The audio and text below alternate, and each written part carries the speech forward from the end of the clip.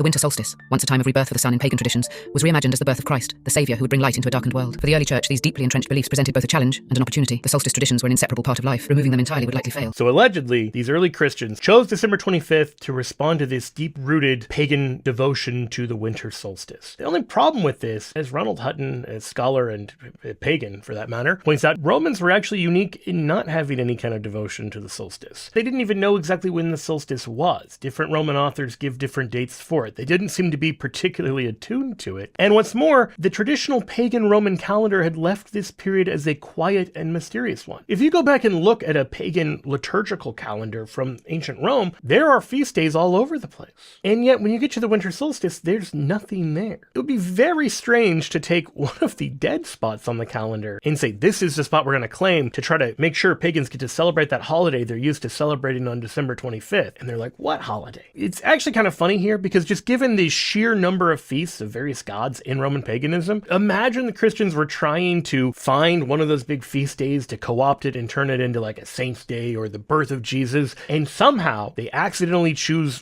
one of the days that has no particularly obvious important meaning to their pagan neighbors.